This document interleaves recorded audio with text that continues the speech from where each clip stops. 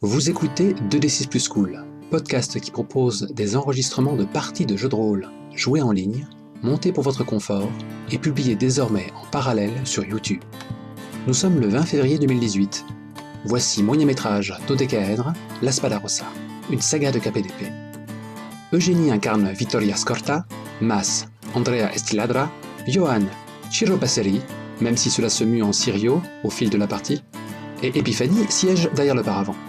La fin de partie se fait sentir, car certains joueurs parlent dans leur barbe, ce qui les rend peu audibles. Mais comme je le rappelle, il n'y avait pas vocation à rendre la partie publique à l'époque. Bonne écoute. Ok, Livio toque à la porte, fait un signe, un salut respectueux à Maître Rizzi et pénètre dans la salle d'armes. J'espère que vous êtes prêts, j'ai la description des personnes que vous devez retenir. Bien sûr, on est prêt. Ok, vous ne pouvez pas les manquer, il va y avoir deux sœurs qui se ressemblent l'une et l'autre comme deux gouttes d'eau, et c'est bien normal puisqu'elles sont jumelles. Il faut qu'on retienne des femmes.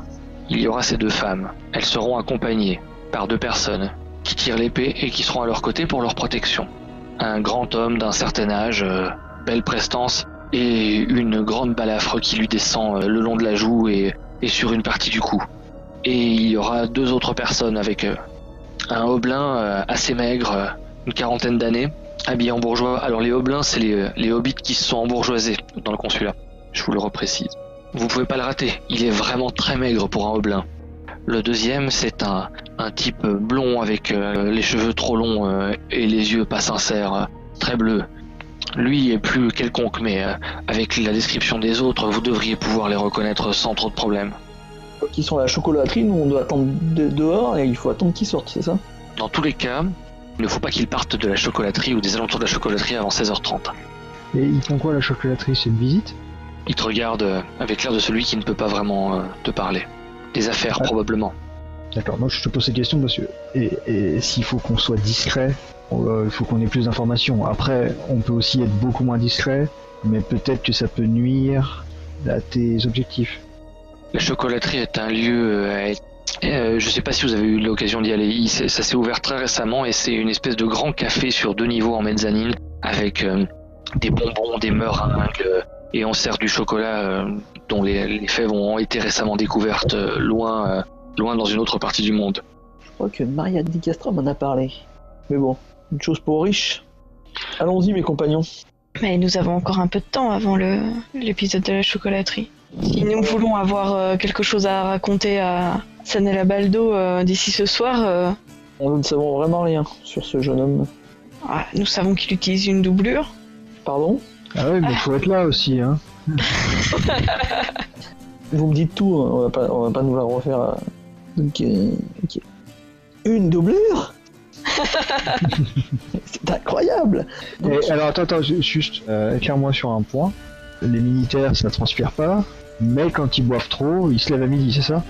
Je crois que l'armée, moi, c'était... on se lève à 6h ou à 5h, toi, dès le lever du soleil. Non, c'est pas ça? Bah ouais, je suis d'accord, mais... non, on est obligé, si on n'est pas obligé, on dort, comme tout le monde. Ah ouais, d'accord, ok, donc c'est militaire, c'est pas une façon de vivre, quoi, en fait. Non, je crois que c'était une philosophie, tu vois, quelque chose que... Andrea Estiladra est quelqu'un comme tout le monde. Première nouvelle. Vous pensez quoi? Bien sûr que je suis quelqu'un comme tout le monde. Quelqu'un qui aime la poésie et l'amour des femmes, comme tout le monde, non? Si, c'est ce qu'on dit, hein, des femmes. Et oui, l'amour des femmes. Et surtout de Maria Di Castro, la femme parmi les femmes. Mais tu n'as que ce nom à la bouche, à partir du moment où tu te lèves jusqu'au soir, au moment où tu te couches. Pour quelqu'un que tu ne vois jamais que dans une fosse de spectateurs, c'est un peu beaucoup, non? Qui dit que je ne la vois jamais autre que dans une fosse de spectateurs? Parce que te connaissant, je pense que tu t'en vanterais un peu plus que ça. Eh non. Sache que je ne me vante que très rarement. Le flatteur est un homme vil et bas, mais sa dupe n'est pas toujours un... Vous souhaitiez faire quelque chose avant de vous rendre à la chocolaterie? Bah, ça serait bien qu'on essaye de s'occuper de Tirso. Voilà, là on est pressé, la chocolaterie ça va nous prendre une demi-heure. Dans une demi-heure, on sera reparti. Ils seront sûrement à l'opéra, et là on le filera vraiment pour voir si il y a 2 personnes au lieu d'une. Non, mais je crois que ta méthode c'était la mieux. On n'arrivera pas à le convaincre gentiment de partir. C'était quoi ma méthode? De le chasser, simplement. En plus, apparemment, ils sont plusieurs. Je pense qu'il faut les affronter directement pour leur faire peur et qu'ils partent, quoi. Un bon gros duel, tu vois. Non, mais là, tu vas un peu vite en besogne, non? Ah, je crois qu'on a assez de preuves, quoi. Il s'est déjà joué de nous, là, cette nuit. Il s'est pas joué avec nous parce qu'on n'a pas joué avec lui, alors. Ouais, si, il s'est joué d'Aurelio, quoi. Aurelio, il fait partie de l'école, malheureusement, donc du coup, c'était de nous. Il s'est fait jouer d'Aurelio, il s'est joué de personne, il s'est joué... Je pense qu'il faudrait aller à l'opéra, parce qu'on va toujours à l'opéra, car Castra joue, et là, à ce moment-là, il faudra le suivre et voir si effectivement il y a bien 2 personnes au lieu d'une, comme vous pensez le croire. Bah écoute, t'as besoin de preuves encore? Aurelio a passé la soirée avec, Elana a passé la soirée avec, ils étaient pas au même endroit. Comment t'expliques ça? Elana a passé toute la nuit avec lui, ça m'étonnerait, sauf à penser que elle aurait fait des choses avec cet homme. Ouais, bah après, fais ce que tu veux. N'empêche que j'ai du mal à y croire quand même. Ouais, Elana, elle a déjà réussi à garder des mecs, hein, si tu te souviens bien. Non, mais je n'ai aucun doute sur son charme. J'ai quand même du mal à y croire. Victoria, c'est vrai, hein. Elana, elle a déjà réussi à garder des mecs. Je veux dire, plus que quelques rencarts, quoi. Des hommes. Oui, des hommes, quoi, des prétendants. On est à combien de temps du pari là? Parce que je le vois arriver dans la conversation à des kilomètres. Mais personne te parle de Paris, mais faut arrêter un peu avec tes arrière-pensées là. Là, on essaye de savoir ce qu'on fait ce soir. Après, on diverge un peu, c'est vrai, mais... Non, mais la question, ça n'est pas de savoir ce qu'on fait ce soir. La question, c'est sous quel prétexte on va provoquer le Jouvenceau en duel cet après-midi. Mais pourquoi vous voulez provoquer le Jouvenceau en duel? Nous l'avons déjà fait. Non, tu l'as fait... Non, mais c'était pas un duel, c'était un entraînement dans une salle d'escrime. Oui, et puis on sait qu'ils sont plusieurs et t'en as eu qu'un, quoi. Enfin... Je vous ai déjà dit, non, on ne le sait pas. Bah si, Elana a passé la soirée avec eux, avec tout son groupe. Cette histoire me paraît bizarre. Bah oui, t'étais encore en train de dormir, donc nous on a parlé à Lana, elle nous a bien expliqué ça. Avant qu'elle te mette un coup de pied dans le ventre, un coup de poing dans le ventre, tu te souviens? Voilà, bah ça c'est... avant ça, elle nous a parlé. Moi je pense quand même qu'il faut une confirmation de nous-mêmes avec nos yeux. Ok, alors si on n'a rien, c'est toi qui assumes tout devant Sanella. Et ça sera pas la Spada Rossa, ça sera Andrea qui assumera. Ouh. Je ne suis pas un plot, je peux très bien assumer. Et nous ne sommes pas à un jour près. Qui sait? Qui sait quoi? Si c'est ce qu'on croit, si c'est ce soir qui plante sa graine, on est un jour près. Comme vous me l'avez expliqué, du moins comme Elena vous l'a expliqué, il l'a déjà planté ça. Non, il l'a courtisé à l'opéra. C'est pas l'opéra, quoi. C'est pas un bordel l'opéra non plus. C'est pas ce qu'elle a dit. Ben, Ils ont fricoté dans une alcôve. Ouais, c'était à l'opéra quand même. Et alors? Ça rend infertile l'opéra? T'as dit c'est à l'opéra? Ça à l'opéra? T'as dit c'est à l'opéra? Je lève les yeux comme ça, un peu rêveur. L'opéra. Oh mon dieu, je suis le chevalier puceau. Comment? On peut faire ça à l'opéra, je le savais même pas. Oh quelle honte. C'est vrai? On peut vraiment faire ça? Tu ne peux pas savoir comme c'est bon quand un poème lyrique est chanté et que tu le fais en même temps, tu vois. C'est une jouissance magnifique. Ceux qui aiment l'art peuvent comprendre. Je ne crois pas que vous en faites partie. Non, parce que là j'ai des images de toi avec Maria dans ma tête et ça me fait des renvois avec la nuit, tout ça. C'est Lauriane, Maria. Pardon. Je me laisse. Ok, quel est le plan mes souvenirs. du coup? Bah, nous allons attendre devant la chocolaterie. D'accord, pas de rien avant donc. On va pas voir. Non, vu qu'André a choisi d'assumer en son propre nom. Pas ça, il est 1h de l'après-midi, on doit aller revenir à 14h. Vous voulez faire quoi? Non, à 16h. À 6h ou à 14h? 16h. Ils ne doivent pas quitter la chocolaterie avant 16h. 16h, alors 13h à 16h, ça nous laisse pas le temps. On doit aller manger, boire, manger. Oui, mais s'ils quittent la chocolaterie à 15h30. D'ailleurs, et s'il quitte la chocolaterie à 15h30, mes amis, hein? Donc il faut y aller tout de suite même, je dirais. Eh bien, allons-y. Soit. Et ça nous fera découvrir un nouveau lieu. Vous allez à la chocolaterie même. Bon, pourquoi pas. C'est quel genre de rue et c'est... Alors, c'est bon, une autour. place et la chocolaterie, c'est sur la place de l'Opéra, là où il y a aussi le palais des Sangio et une demi-douzaine de bâtisses très en vue, le tailleur le plus cher de Braché, une auberge extrêmement coûteuse pour les grands voyageurs, marchands richissimes et invités de la ville. C'est pas le palais des Sangio, pardon, c'est le palais municipal qui se trouve ici, où se tient le conseil, etc. Et puis une demi-douzaine d'habitations parmi les plus belles de Braché, avec des façades décorées par les meilleurs artisans et refaites dans les 4 dernières années au plus tard. Donc il existe 2 possibilités pour voir ce qui se passe dans la chocolaterie. C'est la chocolaterie elle-même qui jouit d'une terrasse dans laquelle on sert à cette période de l'année plutôt des glaces que du chocolat, à vrai dire. Et puis en face, une terrasse où on sert de la bière qui est celle de l'auberge des grands voyageurs. Et le moins que l'on puisse dire, c'est que ces 2 terrasses sont tout à fait hors de prix de toute façon. Et j'ai 2 remarques, et si on rentre à l'intérieur, je pense qu'il faut être bien habillé. Tout à fait. Donc, une femme en pantalon, ça le fait moyen, quoi. À une femme en pantalon, on ne vous laissera même pas espérer vous installer en terrasse. Donc ça, c'est mort. Il y a combien d'accès? Il y a qu'une seule entrée? Alors il y a de grandes verrières sur le côté et il doit y avoir une ou 2 entrées pour les domestiques de l'autre côté du bâtiment ou sur le côté qui donne dans les ruelles. Mais sinon il y a une seule entrée, ouais. Ok. Parce qu'à ce moment-là, on pourrait bloquer l'accès en prétextant qu'on peint la porte, le temps que ça sèche, l'affaire d'une heure à peine, personne ne sort, personne ne rentre. Vous en pensez quoi? Je pense que c'est... Ouais, ça doit être une idée de merde. Victoria, t'en penses quoi? J'ai un repris à partir de porte. Qu'est-ce que tu veux faire à la porte? Moi j'ai pas compris non plus en fait.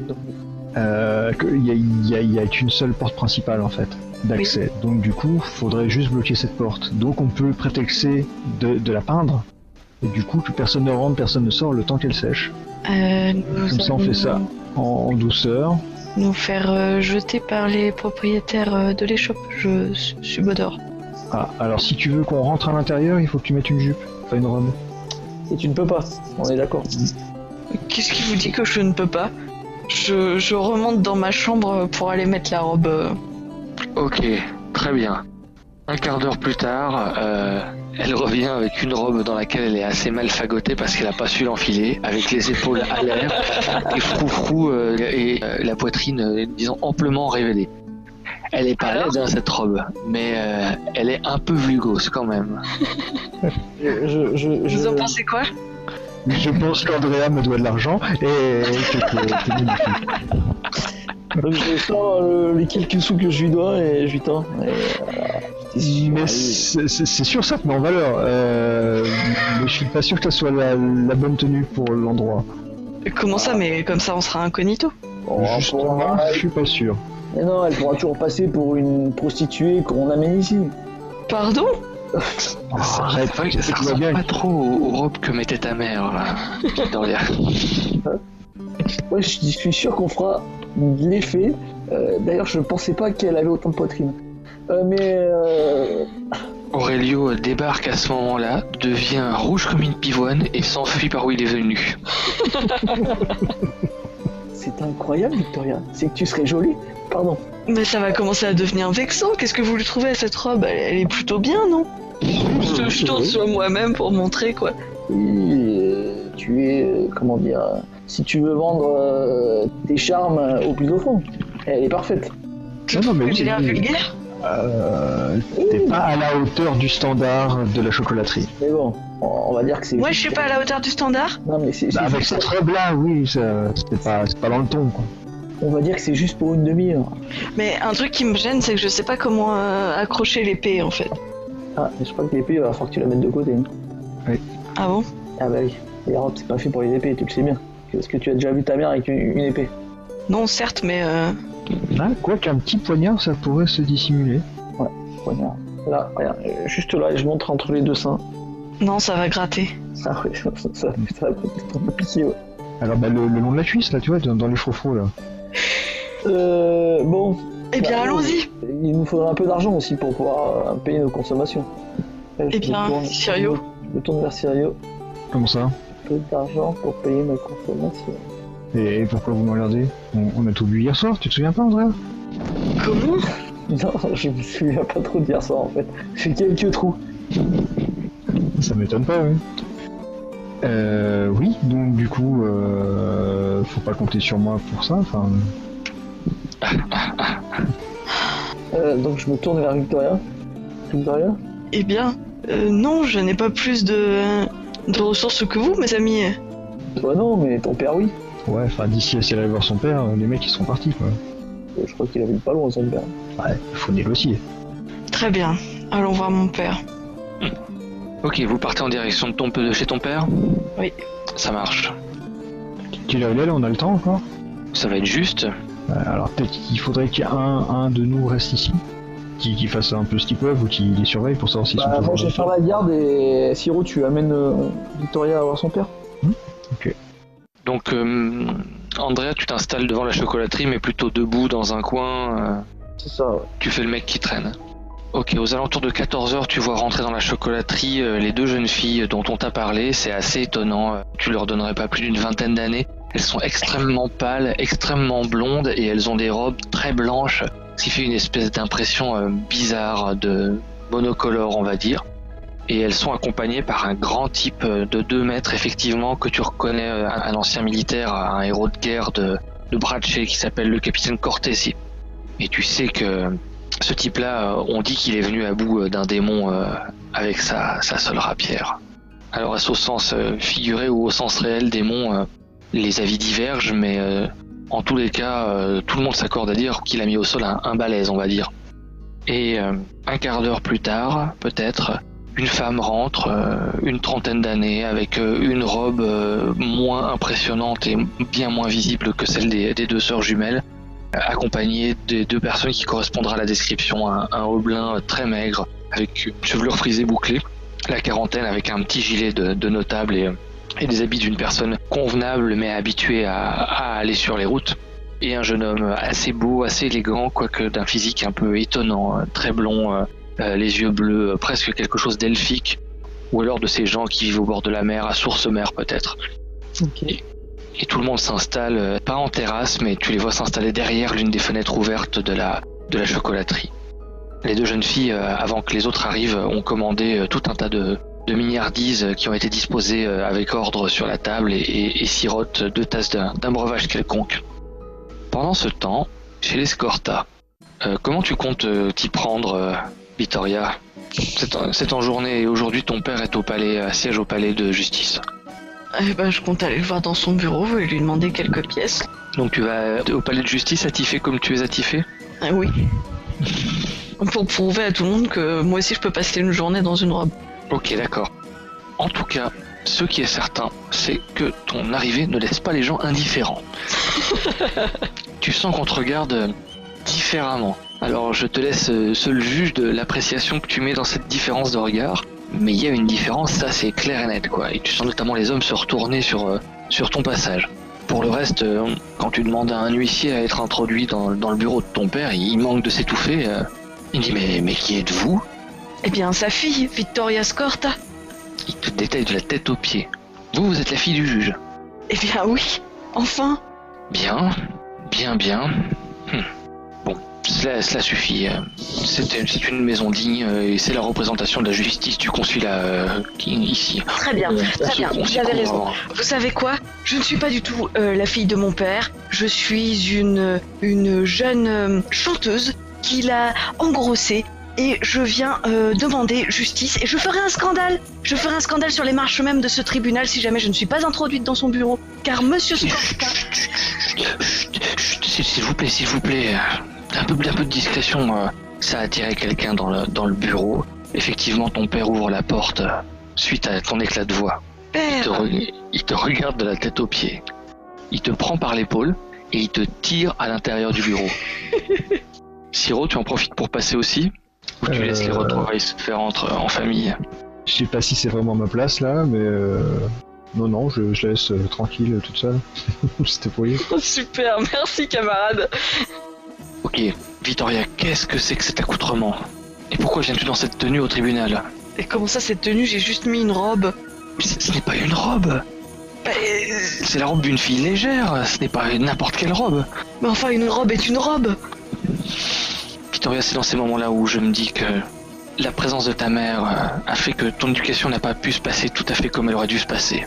Comment ça, mon éducation n'aurait pas dû se passer comme ça? Vous n'êtes pas fier de moi, mon père? Mais si, ce n'est pas la question de la fierté, la question c'est... Il devrait être dans tes attributions de reconnaître quel type de robe va avec quel environnement social. Et tout ce que je peux te dire, c'est que cette robe-là n'est pas adaptée pour l'environnement social dans lequel tu évolues en ce moment même. Imagine, on va m'accuser de voir des filles légères maintenant. Non, personne ne remettra en cause votre droiture, père. Ah, tu es sûr? Oh, ce genre de rumeur ne pourrait jamais courir sur votre dos dans cette ville. Je suis venu parce que, outre la robe que j'étais pourtant assez fière de vous montrer, j'aurais besoin de quelques piécettes pour me donner les moyens de réparer une dette d'honneur que nous avons contractée avec mes compagnons. Donc tu me demandes de te donner de l'argent pour que mon argent répare ta dette d'honneur. Tu vas me faire un jet sur le tableau des conséquences. Alors ton père juge réputé, tu l'as à 0, donc tu lances un D6 simple. Oh là là. Tu veux utiliser des augures? Des aubaines. Des aubaines, pardon. Il faudrait en cramer 2 pour que ça change le truc. Ouais. Ou retirer. Ah, je peux retirer avec... Oui, mais quel trait tu utiliserais? Ouais, là j'ai pas le... Non, tant pis, c'est pas grave, on va laisser comme ça. Ok.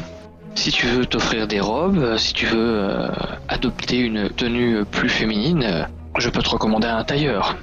Mais je ne pourrai de toute façon pas le payer, vous savez. Ça n'est pas le problème. Ça, c'est de mon devoir de père de t'habiller de manière décente.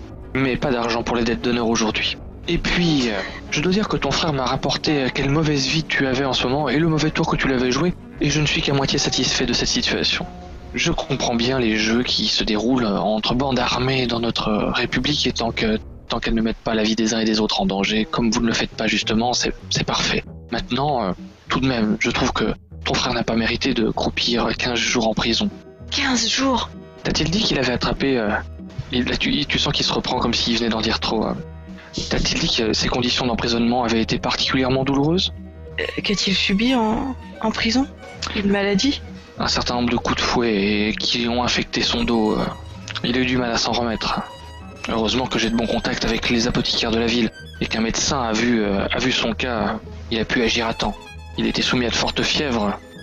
Eh bien, pour ce que ça vaut, j'en suis sincèrement contrite, père. Eh bien, je suis très content que tu sois contrite. Mais tu n'auras pas d'argent pour cette fois-ci, tu te débrouilleras seul avec cette dette d'honneur. Et maintenant, si tu le permets, on m'attend pour siéger à la cour. Et ne reviens pas ici faire un esclandre. Oui, père. Je ressors et je secoue la tête à l'attention de Sirio. Pas de chocolat pour nous, je crois. En même temps, la robe... Quoi, la robe? Tu m'as dit que tu as trouvé magnifique. Oui, mais pas adaptée. Comment ça, pas... Mais qu'est-ce que vous avez avec ces histoires d'adapter? Bah, tu peux pas mettre n'importe quoi, n'importe où.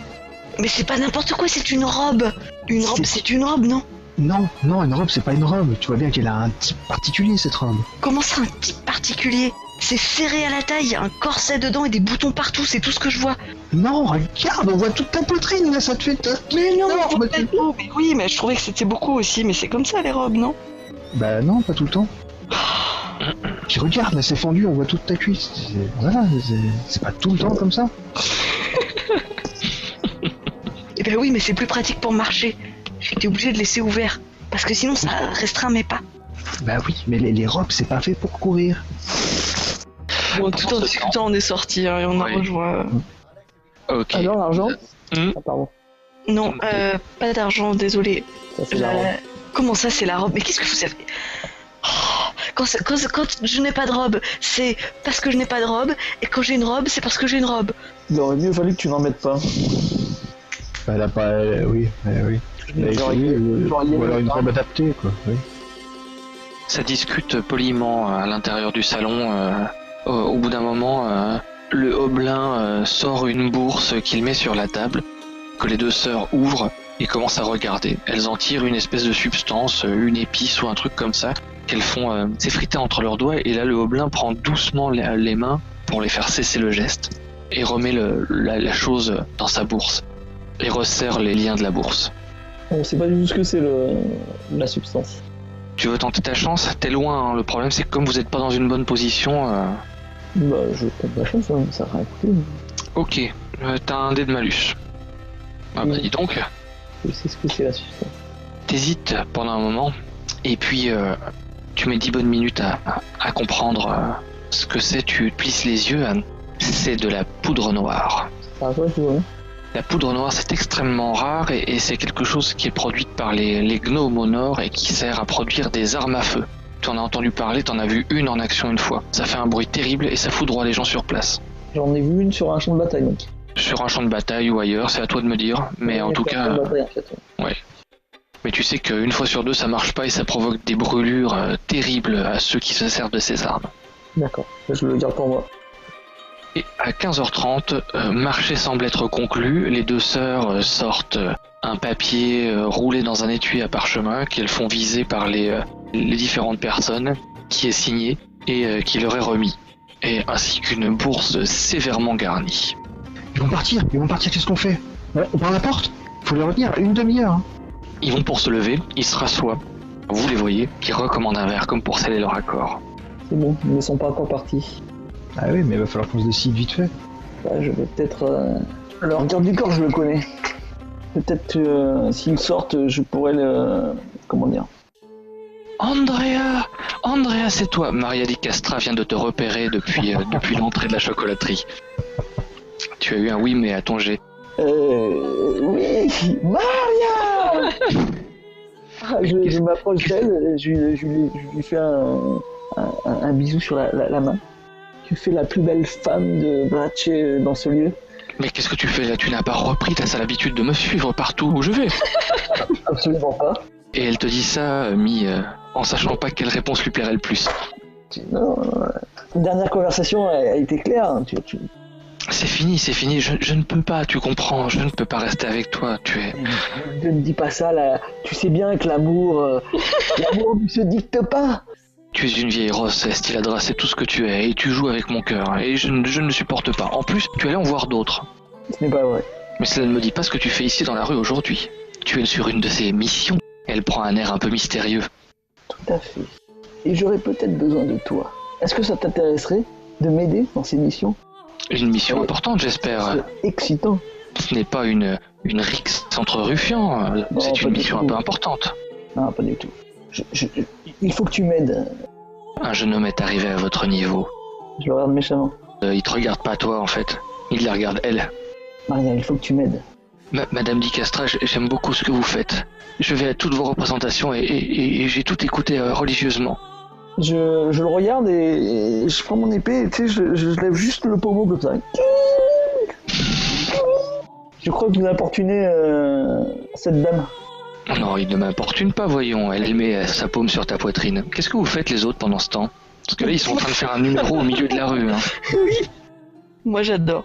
Si, il vous importune, ou du moins il m'importune moi. Alors je ne vais nu-pied, je serai toi, je prendrai mes jambes à mon cou.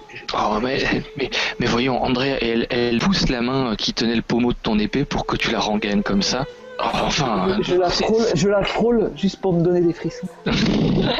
C'est tout de même beau, un admirateur qui dit qu'il aime le tour de chant. Pendant ce temps, les autres, ça bouge dans la chocolaterie. Et ça y est, un quart d'heure avant 16h, tout le monde a l'air de se lever et décider à partir. On est devant la porte. T'es pas vraiment devant la porte, elle s'est déplacée vers toi. Ouais, ben moi je fais pour qu'on se redéplace devant la porte, tu vois. D'accord. T'es en bonne position, effectivement, mais là, elle te distrait en tout cas. Mmh. Siro, Victoria? Bah, du coup, nous, on va se placer devant la porte. D'accord. Donc vous restez à côté de moi alors.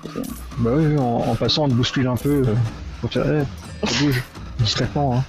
Ok, le Hobelin essaye de se faufiler entre vous alors que vous êtes juste devant la porte. Et du coup, l'air de rien, je pense qu'on se met dans une position qui est pas, on n'est pas des gardiens de but là, mais ouais. Mais juste faire en sorte que nos jambes soient dans le passage et qu'ils soient vraiment obligés de nous pousser pour pouvoir avancer. Et je reprends la conversation là où on l'a laissé, en faisant pas du tout attention à justement ce petit bonhomme qui essaye de passer, tu vois, en tenant les jambes bien fermes, en disant mais quoi, qu'est-ce qu'elle a cette robe, je ne comprends pas. Et sous ce prétexte que je serais soi-disant vulgaire, tu ne voudrais pas m'offrir un chocolat, Sirio? C'est ça? Alors, je m'adresse au petit bonhomme qui passe et je lui dis excusez-moi, voilà. Est-ce que vous êtes d'accord avec moi? Cette robe n'est pas adaptée au lieu. Mais enfin, ça n'est pas une question d'adaptation, c'est une question de qui porte la robe, enfin. Est-ce qu'il y a vraiment un réel souci de ce côté-là? Je prends un témoin moi aussi, monsieur, dites-le moi en face, est-ce qu'il y a un réel souci de ce côté-là? Vous allez faire rouler les dés, s'il vous plaît. Chacun? Non. Qui lance? Vas-y, toi t'as plus de chance. Un dé. Pour le coup, vous avez une circonstance négative et vous avez une circonstance positive. Ouf! Ok, le petit homme est bien embêté, il a pas essayé de répondre à vos questions, il vous a même pas regardé, et il est en train d'essayer de vous pousser les jambes pour se faufiler sans y arriver. Son acolyte blond derrière lui vous regarde et vous dit excusez-moi, pourriez-vous s'il vous plaît vous écarter du chemin, ces dames cherchent à sortir. Et il montre les deux sœurs jumelles qui sont extrêmement flippantes vues de près. Bon, déjà elles se ressemblent beaucoup et c'est pas très humain de se ressembler beaucoup, que deux êtres humains se ressemblent à ce point-là. Non, je le rate pas, on est d'accord. Hein. Tu viens de repérer qu'ils sont en train de bloquer l'entrée. Mais Maria a toujours sa main sur ta poitrine et commence à entreprendre de te rendre jaloux en accordant ses faveurs, du moins en parole, au jeune garçon. Si tu te concentres sur Maria Di Castra, Alors, voilà ce que je fais. je vous offre une aubaine. Je la prends. D'accord. Alors, j'aime Maria Di Castra, mais je sais aussi faire ma mission quand il le faut. Et là, Vraiment amoureux alors. Attends, laisse-moi faire.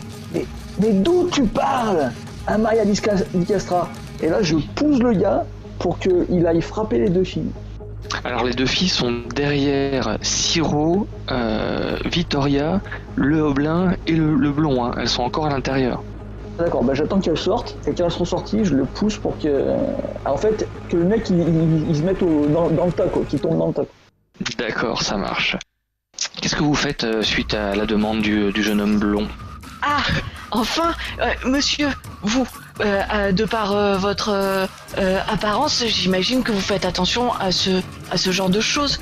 Peut-être pouvez-vous m'indiquer, est-ce que vous considérez que... Sirio, aide-moi, est-ce que vous considérez que je... Non mais regarde ces robes là. Regarde ces magnifiques demoiselles là. Tu vois les robes qu'elles ont? Tu vois ça, c'est pas... Oui, et bah justement, c'est les mêmes, il y a un corset, des boutons partout, et c'est pas pratique quand on marche. S'il vous plaît, mesdemoiselles, expliquez-lui ce que c'est qu'une vraie robe. On peut pas rentrer avec ça ici. Elles sont totalement estomaquées par votre discours et votre apparence, elles vont pour ouvrir la bouche, et là le capitaine Cortési qui les escorte les prend par les épaules un peu sans ménagement, leur fait faire demi-tour, et les pousse en direction de l'autre côté du bâtiment. Une porte de service probablement dans une des ruelles attenantes, comme je vous l'ai signalé tout à l'heure. Du coup, là on a toujours dans les pattes le petit bonhomme. Le petit bonhomme est toujours empêtré et le blond commence à dire ne s'échauffe pas du tout et vous regarde avec une face un peu lunaire. Il est assez flippant aussi, à vrai dire, de près. Et d'un seul coup tu sens un truc, Vittoria, et tu sens que ta robe est en train de se détacher. Comment? Comme si le nœud du corset s'était défait. Alors là, je pense que je rougis. Ouais, ça glisse, c'est en train de glisser sur le côté et tu sens que tu vas bientôt avoir un sein qui se balade à l'air, quoi. Déjà que j'étais pas à l'aise, j'essaye de le tenir avec une main en fait. Ok, le petit homme en profite et commence à passer. Ah, mais regardez qui est là. Mais c'est Maria Di Castra. Ah, c'est là qu'il se prend le mec que je viens de pousser. D'accord, il se prend le mec que tu viens de pousser à ce moment-là, effectivement. Le type tombe avec l'étudiant, le carabin assis sur son dos. Et du coup, moi je me précipite dans les bras du blond en chuchotant Monsieur, je crois que je vais avoir besoin d'aide et je suis vraiment confuse d'avoir à vous demander ça, mais je ne peux pas demander ça à n'importe quel Russo, j'ai besoin d'un galant homme là. Eh bien en fait, au moment où tu te retournes pour le revoir après avoir senti l'esclandre de Estiladra, il n'est plus là. Merde. Je dis à Siro, passe derrière. Une porte dans le fond de la chocolaterie que vous voyez depuis l'entrée se ferme sur le deuxième garde du corps des jeunes filles. Ok, je cours de l'autre côté, je fais le tour. Moi, je me Ils sont déjà sortis. ils l'ont abandonné, quoi, en fait. Ils sont en train de sortir, effectivement, tous les quatre dans une ruelle sur le côté de la chocolaterie. Et tu y vas de manière relativement rapide, je suppose, et pas forcément discrète. Oui, c'est ça, oui. Ok, bah quand t'arrives, automatiquement les deux autres tirent leur lame. Ok. Je leur dis non, c'est pas ce que vous croyez. Je travaille à la chocolaterie. Je travaille en cuisine. Et on a trouvé une bourse sur votre table et on pensait que c'était à vous. Est-ce que vous pourriez revenir dans la chocolaterie? Je l'ai pas prise avec moi, évidemment. Hein, je vais pas prendre le risque de me la faire voler. Est-ce que vous pouvez revenir avec moi et on peut voir si c'est à vous pas, et comme ça on vous rend vos affaires. Ça serait... Nous on aime bien qu'il n'y ait pas de querelle, de choses comme ça, s'il vous plaît. Tu viens de les faire douter, vas-y tente ton jet de dés. Oh putain. Ah, faut jamais que je lance les deux. Le grand bonhomme... Attends, tu peux utiliser une aubaine pour passer à 4. Ah oui c'est vrai, tu peux utiliser une aubaine pour passer à oui, mais Ouais. Il faut que j'utilise un trait, c'est ça? tu me dis quel trait tu utilises. Ouais, j'ai aucune idée. Ah, ça peut être avec mes frères d'armes, c'est à la vie à la mort. Tu veux pas faire foirer... Ouais, c'est ce que je pensais. Ok, ouais. Non, mais c'est plutôt la 4. Je dois soutenir aux besoins de ma famille, j'accepte parfois des sales boulots. Donc ça devient un oui mais. Ils ont une hésitation de quelques minutes et tu les vois qui fouillent dans leurs affaires, mais toujours sous... pendant que le grand capitaine Cortési te regarde de son air le moins amène possible. Donc le petit homme, il fait quoi là? Le petit homme il se débat sous l'étudiant en disant mais laissez-moi, mais relevez-vous, bon sang, et il essaie de se tirer au pavé pour partir. Maria par contre te fait un scandale, hein. Pour le coup là elle se met totalement en scène dans cette histoire qui l'amuse beaucoup. Andrea, quel rustre, quelle brute, quelle... Et elle commence à sortir tout un tas de mots et de faire un truc qui ressemble à une tirade. J'écarte les mains désolé en disant il a glissé. Et elle te regarde et elle enchaîne sur un air d'opéra. L'air de la femme outragée quoi. Et elle y va à fond en jouissant du public des deux terrasses qui commence à concentrer son regard sur elle. Moi je couvre sa main de baisers et je m'enfuis vers l'endroit où a disparu Tyr. Je lui dis vous êtes le plus belle. À ce soir. Tu débarques au bout de la rue. Victoria.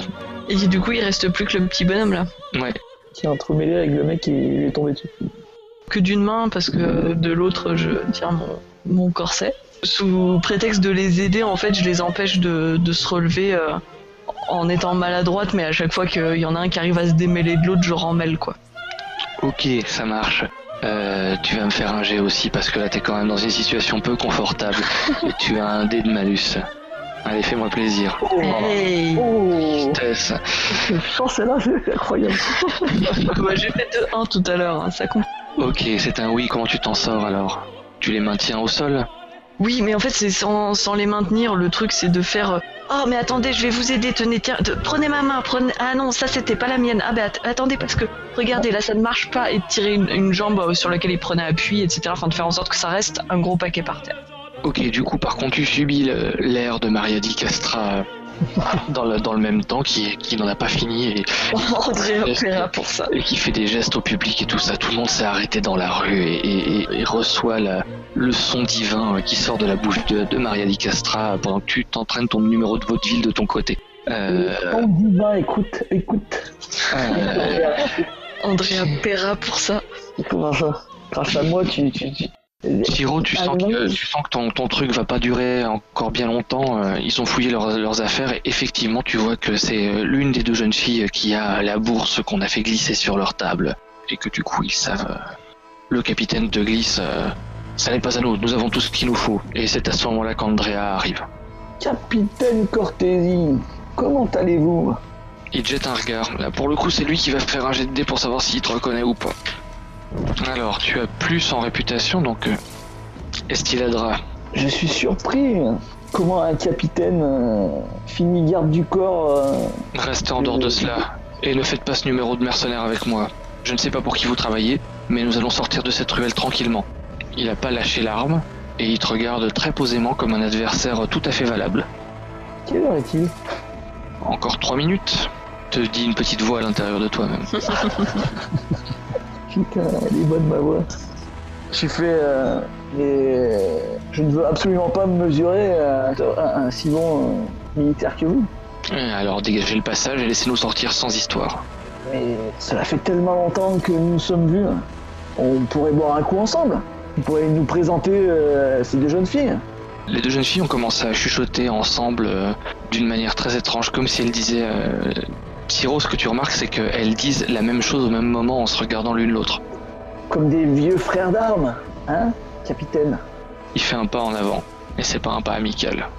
Estiladra, je n'ai rien contre vous. Maintenant débarrassez-moi le plancher. Je n'ai rien non plus. Pourquoi êtes-vous si brutal? On pourrait parler juste quelques minutes, comme des personnes sensées, civilisées. C'est cet homme qui vous embarrasse? Estiladra, j'étais sergent, vous savez que j'ai terminé ma carrière militaire avec le grade de capitaine.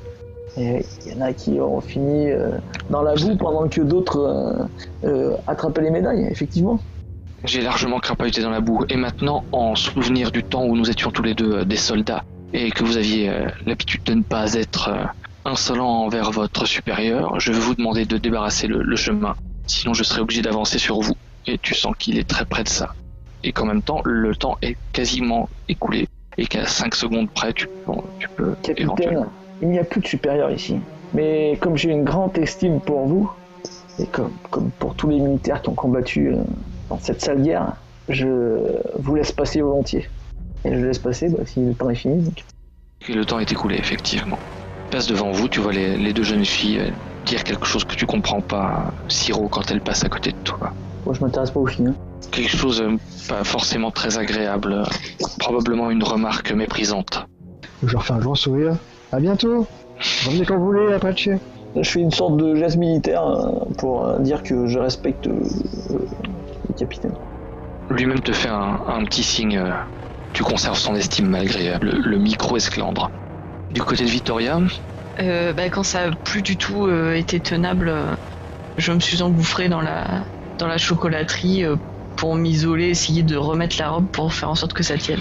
Ok, c'est au moment où tu es rentré dans la chocolaterie. Bon, déjà, il y a beaucoup de monde dans la chocolaterie, donc ça fait un peu bizarre de devoir débarquer comme ça.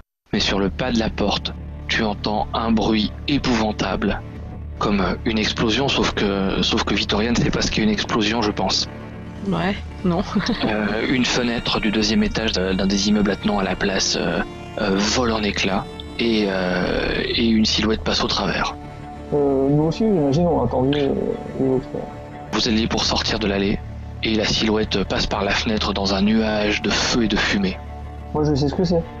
Ah bah oui, pour toi c'est une arme à feu, clairement. Ouais, je me précipite. Pareil. Ok, pour le coup, toute la place qui avait applaudi la représentation de Maria di Castra, tout le monde se met à fuir en panique. Bon, ben alors je me précipite pas. Une fumée... Maria di Castra. Une fumée noire s'exhale des fenêtres qui ont explosé. Il y en a plusieurs en fait, il y a du verre partout et pas mal de sang aussi. Et au milieu de la place, allongé, Vittoria, tu reconnais ton frère, les yeux ouverts et avec un trou béant au milieu de la poitrine. C'est fini? Je vous propose qu'on s'arrête là. Ok. Victoria. C'est pas très gentil. Hein.